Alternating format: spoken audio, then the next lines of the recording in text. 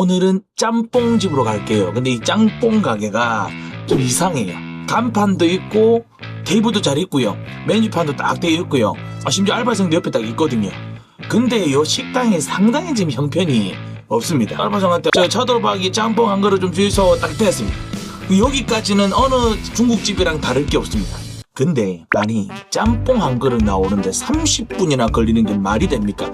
이게 자리도 멀쩡하고 아무렇지도 않아요. 알바생도 가만히 있는데 음식이 안 나와요. 아니 30분 동안 안 나오니까 알바생들한테 물어볼 거 아닙니까?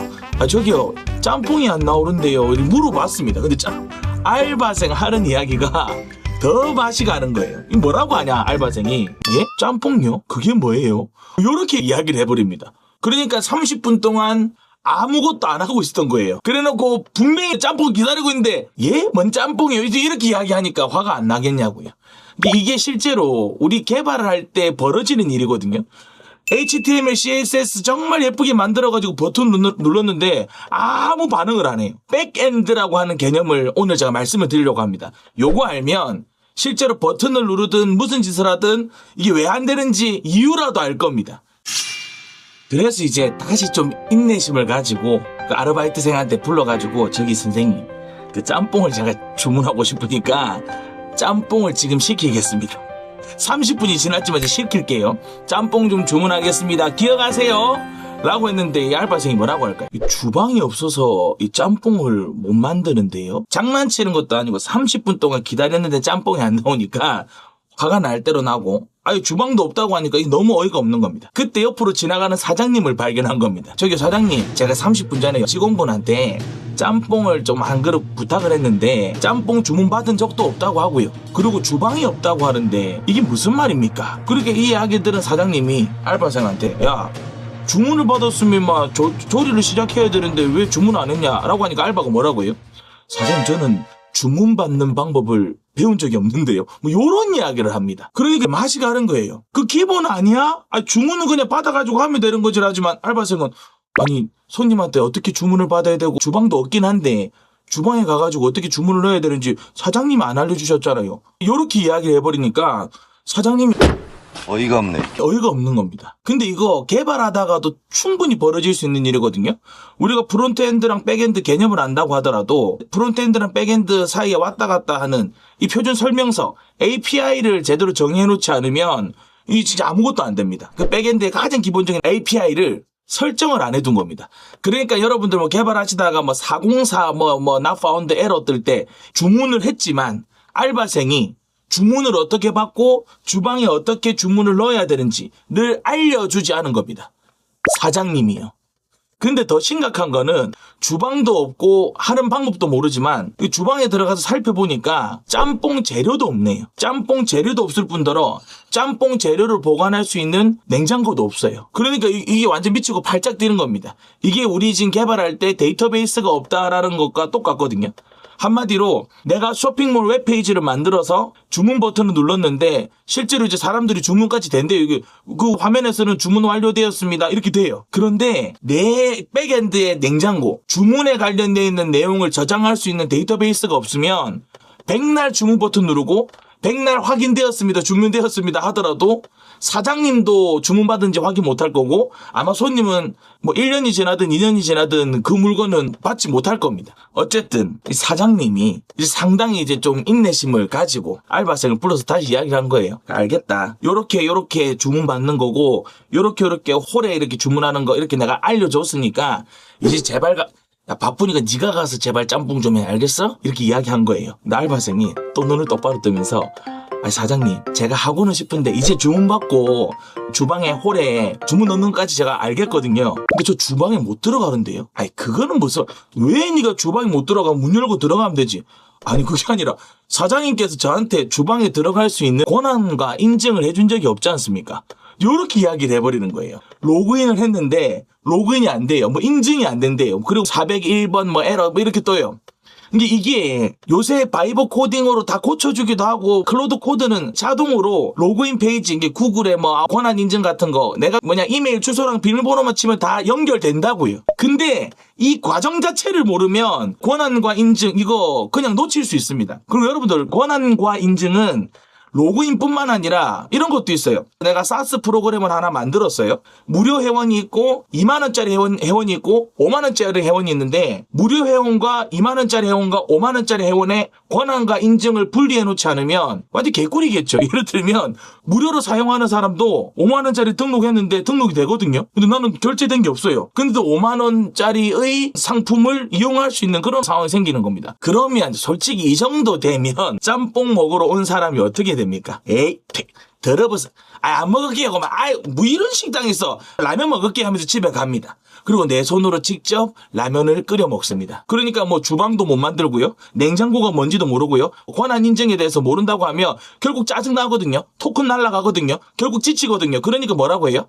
그냥 아날로그로 살자. 내가 손으로 직접 하자. 이게 내가 집에 가서 라면 끓여 먹자랑 똑같은 말 아닙니까? 요새 클로드 코드나 코덱스가 다 잘 잡아주거든요. AI 스튜디오에 들어가가지고 파이어베이스로 데이터베이스 연결해달라고 하면 Enable Firebase라고 버튼 하나만 누르면 그 내 파이어베이스 계정만 등록만 돼 있으면 자동으로도 데이터베이스 다 연결된다고요. 근데 데이터베이스가 뭔지 모르고, 아니, 백엔드, 이게 무슨 말인지 모르고, 예를 들면, 권한과 인증, API, 이런 말 모르면, 아무것도 작업이 안 됩니다. 그래서 오늘 6강, 백엔드는 이제 개발이 어찌 보면 시작입니다. 1강에서 5강, 우리가 프론트엔드, HTML, CSS, 국밥집 이야기했잖아요. 정말 중요한데, 가게로 치면, 테이블, 간판, 이쁘게 메뉴판을 만들어 놨지만, 뒤에 주방이 돌아가지 않으면 솔직히 식당이 기능을 할 수가 없습니다. AI가 나한테 뭐라고 했는데 백엔드에 대한 기본적인 개념조차도 모르면 솔직히 대응을 못합니다. 예를 들면 AI가 이런 이야기를 해요. 프론트엔드 말고 백엔드에서 검증을 해야 안전해요. 안 그러면 이 이용자들이 이제 가격이나 이런 사용자 값을 조정할 수 있어요. 라고 이야기했어요. 근데 프론트엔드가 뭐고 백엔드가 뭐지? 요렇게 하면 그냥 해달라고 하겠죠. 그러면 이제 모델이 좋은 4.8 오프스라든지 5.5 띵킹 버전은 솔직히 다 알아대줍니다. 근데 나는 토큰도 없고 모델을 낮은 버전으로 사용한다고 하면 프론트엔드에 다 이렇게 드러나게 이렇게 세팅해 줄 수도 있다고요. 극단적으로 이야기해서. 또 예를 들면 회원 정보는 데이터베이스에 저장해 둘게요. 이렇게 떴어요. 답을 했어요. 근데 비밀번호는 그대로 두면 위험하니까 따로 처리하겠습니다. 이리 된 거예요. 근데 우리 입장에서 비밀번호를 따로 처리한다? 왜 얘가 비밀번호를 가져가지? 이렇게 하면 안 돼요. 데이터베이스는 정보를 보관하는 창고니까 원본 그대로 놔두지 않고 딴 데 저장하는구나. 해시값으로 바꿔서 저장한다는 거구나. 이런 식으로 우리가 이해를 할 수 있는데 이런 용어들 자체를 모르면 백엔드의 개념을 모르면 아무것도 못합니다. 자, 화면으로 한번 넘어가 보도록 할게요. 우리가 매일매일 보는 이 네이버 페이지가 있습니다. 여러분 다 아시잖아요. 그 웹페이지에 CCTV라고 F12번을 누르면 이 웹페이지의 내용들을 확인할 수 있다고 제가 말씀을 드렸던 거 기억을 하실 겁니다. 네트워크를 눌러보는 거예요. 요 장면이 지금 주방이 돌아가고 있는 장면이라고 보시면 됩니다. 가만히 있어도 이게 바뀌잖아요. 왜 그래요? 여기 왼쪽에 있는 연합뉴스나 JTBC 관련되어 있는 뉴스가 자동으로 이제 업로드가 되니까 얘가 지금 자동으로 돌아가는 거예요. 주방이 돌아가고 있는 거예요. 짬뽕을 시켰는데 손님들한테 가려고 하면 이 친구가 돌아가고 있어야 된다는 겁니다. 자, 로그인 한번 눌러볼게요. 자, 로그인 누르니까 자동으로 다시 이렇게 다 뜨죠. 이게 백엔드가 돌아가고 있다는 겁니다. 이 부분이 뭐가 제대로 안 되고 있다라고 하는 걸 복사를 해가지고 이 부분을 좀 해결해줘. 이렇게 이야기를 우리가 할 수 있다는 겁니다. 아까 짬뽕집 기억나시죠? 손님이 앉아있는 홀, 그리고 벽 뒤에 있는 주방, 우리 앱이 똑같거든요. 그러니까 요게 어떤 건지를 제가 말씀을 드릴게요. 웹페이지에서 어떤 고객들이 보는 거는 여기 있는 버튼, 메뉴, 사진, 글, 디자인, 주문 적기 요런 것만 보인다고요. 네이버에서 이야기하는 요렇게만 보인다고요. 그러니까 솔직히 개발자가 아닌 일반 사람들은 맨날 이것만 보고 있다가 백엔드가 뭐냐라고 하면 솔직히 이게 좀 깝깝하거든요.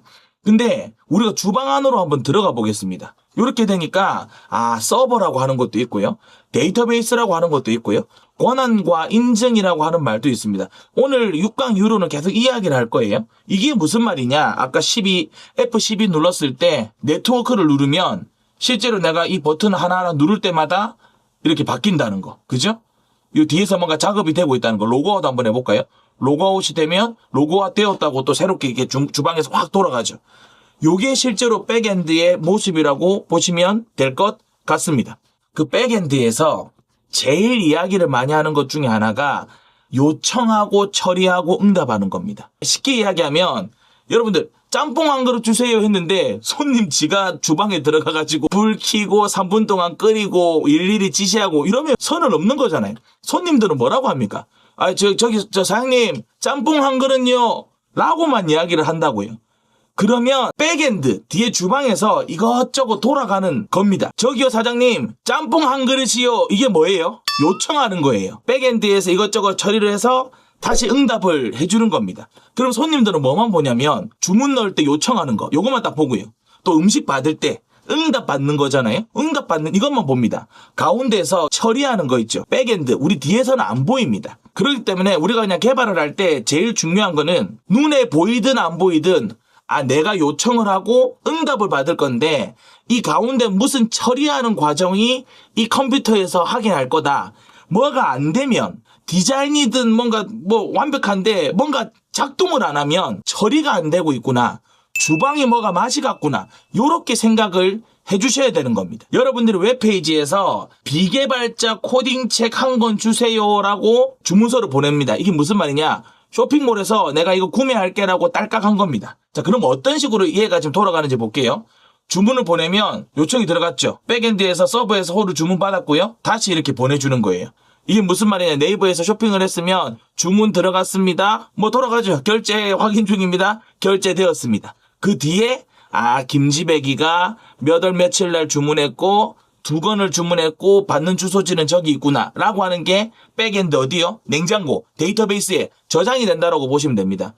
요 개념을 한 번만 이해를 하시면 되거든요. 근데 이거를 모르면 계속 헤맵니다. 진짜로. 이런 식으로 프론트엔드 원래는 16,200원짜리인데 나는 100원에 하고 싶어요. 그 결제를 누르면 결제가 되었다고 떠요. 물론 여기서 이제 데이터베이스라든지 권한까지 인정이 안 되기 때문에 실제로 배송은 안 되겠지만 고객 입장에서는 내가 금액을 고칠 수 있네. 결제도 하니까 결제가 통과되었네. 라고 하면 나중에 클레임을 걸 수 있거든요. 100원에 결제된다고 했는데 왜 오지도 않을 뿐더러 실제로 주문하니까 왜 16,200원을 받습니까? 라고 할 수 있다니까요. 그러니까 아까 말씀드렸던 백엔드에서 이걸 잘 짜야 된다. 16,200원이라고 하는 거 결제를 딱 하면 실제로 이 데이터베이스에서 16,200원이 결제가 되었다라고 하는 게 남아 있어야 돼. 백엔드를 그래서 만드는 겁니다. 그냥 로그인 기능 페이지 만들어 달라고 하더라도 잘 만들어줘요. 어떤 상황일 때요? 껍데기요.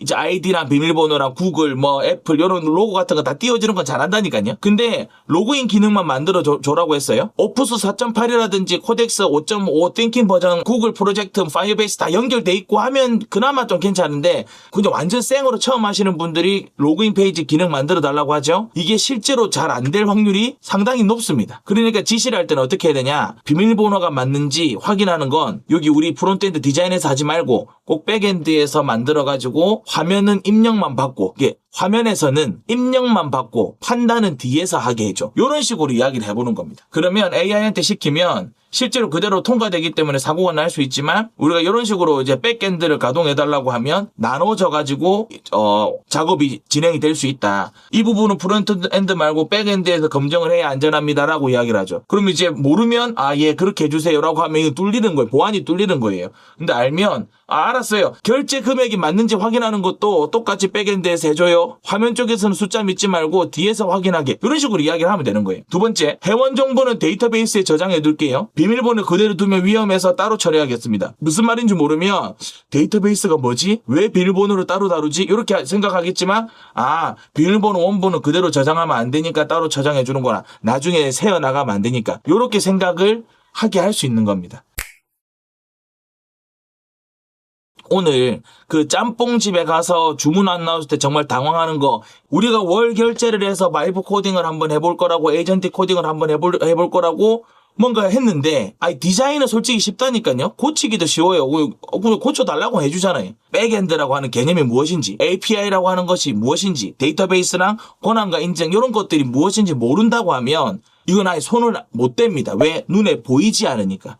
그래서 여러분들 요 백엔드 개념을 오늘 저랑 이제 11강까지 달려볼 거예요. 뭔가 내 프로젝트를 진짜 배기로 뭔가 만들려고 하면 지금 이 시간부터 시작입니다. 쫄지 마세요.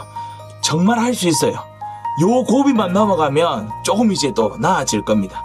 힘내시고 다음 7강은 아까 그 알바생 기억나세요? API. 저 짬뽕 주문받은 적 없는데요. 그 알바생, 그 API 이야기를 여러분들과 나눠보도록 하겠습니다. 구독과 좋아요, 알람 설정 눌러주셔야 그 알바생 이야기도 들으실 수 있으니까 꼭 그렇게 해주시고 6강 마무리 영상 보시면서 저는 물러나도록 하겠습니다. 외부 강사 김지백이었습니다. 아무도 AI 시대에 뒤처져서는 안 됩니다. 같이 갑시다. 감사합니다.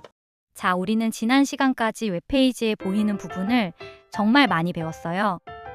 글자, 디자인, 움직임, 그리고 화면을 조립하는 리액트까지요.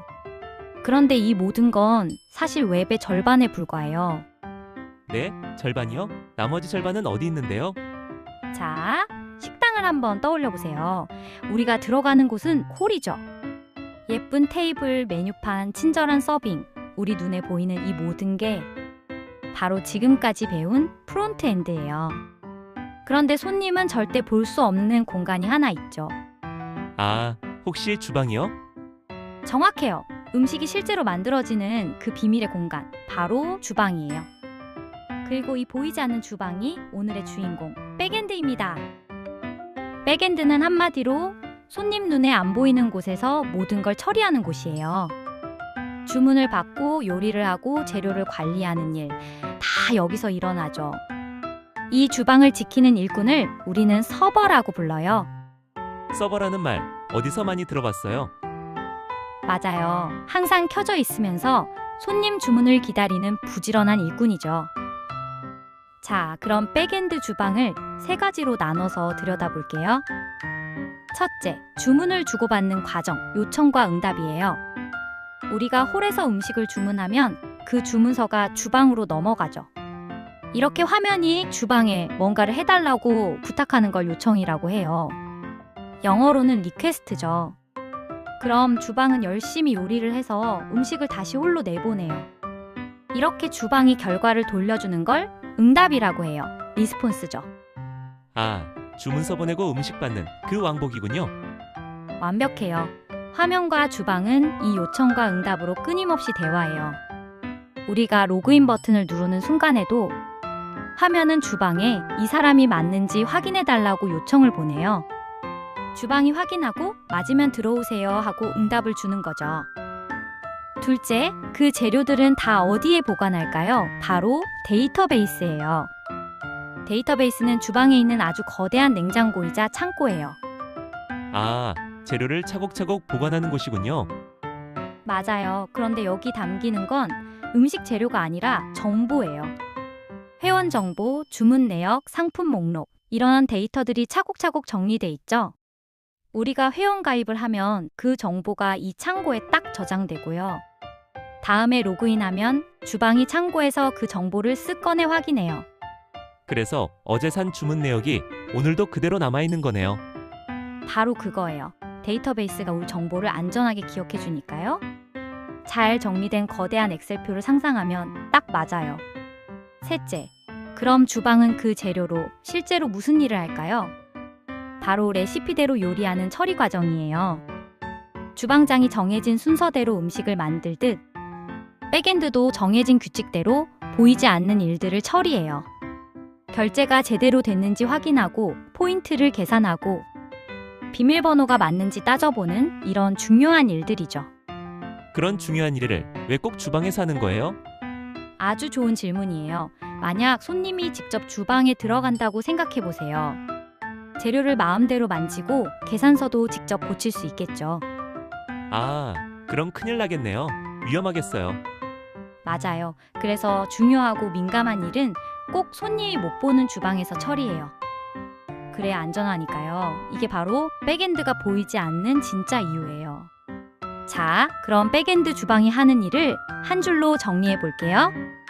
홀에서 들어온 요청을 받아서 창고, 그러니까 데이터베이스에서 정보를 꺼내거나 저장하고 레시피대로 처리한 다음 그 결과를 응답으로 돌려준다. 이 모든 게 우리 눈에 안 보이는 0.1초 사이에 일어나는 거예요.